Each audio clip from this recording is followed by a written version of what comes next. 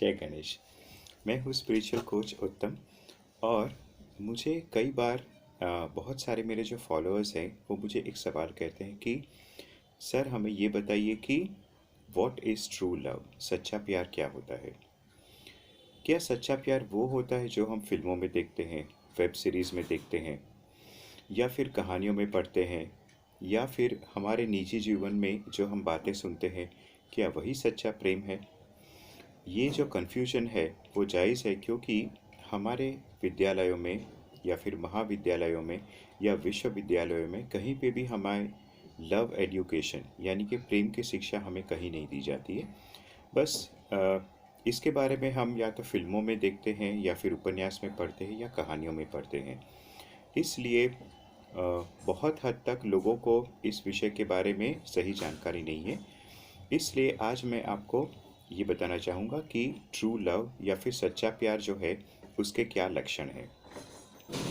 तो सच्चा प्यार का पहला लक्षण ये है कि there is a lasting sense of happiness.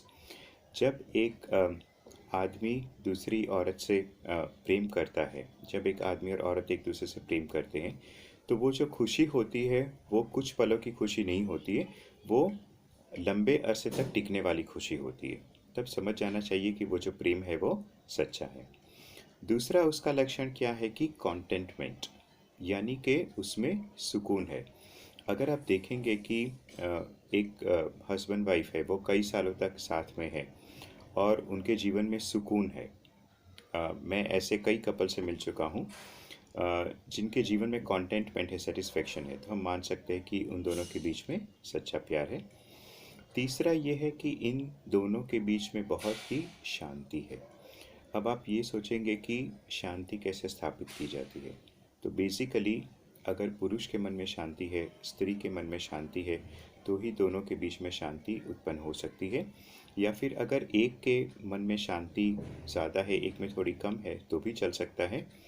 लेकिन ये थोड़ा कठिन होगा कि अगर एक के मन में ही शांति है और दूसरे के मन में बिल्कुल ही शांति नहीं है, तो शायद उसे हम ट्रू लव नहीं कह पाएंगे। क्योंकि कोई भी एक पार्टनर के लिए कंटिन्यूसली शांत रहना, जबकि सामने वाला पार्टनर उसे बार बार डिस्टर्ब करे, तो ये शायद फिर ट्रू लव वहाँ पे पॉसिबल नहीं रहता।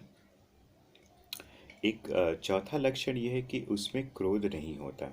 अब आप ये कहेंगे कि ऐसा हो ही नहीं सकता है कि हस्बैंड वाइफ के बीच में कभी क्रोध ना हो। हाँ, ये बात ज़रूर है कि उनके बीच में भी क्रोध आता है, लेकिन वो क्षण भर का होता है और बहुत ही जल्द चला भी जाता है। ऐसा नहीं है कि दिनों, हफ्तों, महीनों और सालों तक वो क्रोध बना रहे। और अंत में वो जो ट्रू लव है उसमें एजिटेशन या फ्रस्ट्रेशन नहीं होता। ठीक है, एजिटेशन और फ्रस्ट्रेशन क्यों नहीं होता? क्योंकि एक दूसरे के प्रति बहुत समझदारी है। ये भी समझदारी है कि हम जिसके साथ रह रहे हैं वो भी एक इंसान है, उसकी भी कुछ खूबियाँ हैं, कुछ कमियाँ हैं। तो खूबियाँ जो है और कमियाँ हैं दोनों को एक्सेप्ट की हुई है, और इसी वजह से ये जो ट्रू लव या सच्चा प्यार है वो बना रहता है। तो मुझे उम्मीद है कि मेरे जो दर्शक थे, मेरे जो व्यूअर्स है, फॉलोअर्स है, जिन्होंने ये सवाल मुझे किया था कि सर ट्रू लव क्या है, तो ये वीडियो देखने के बाद उन्हें ये बात समझ आ गई होगी और अपने जीवन में भी ये लक्षण उतारने की वो कोशिश करेंगे, ताकि भविष्य में उन्हें सिर्फ दूसरों को देख के ट्रू लव अनुभव करने की ज़रूरत नहीं है। वो अपनी ज़िंदगी, अपनी खुद की ज़िंदगी में भी इसका अनुभव ले सकते हैं। आज के लिए बस सिर्फ इतना ही। नमस्कार।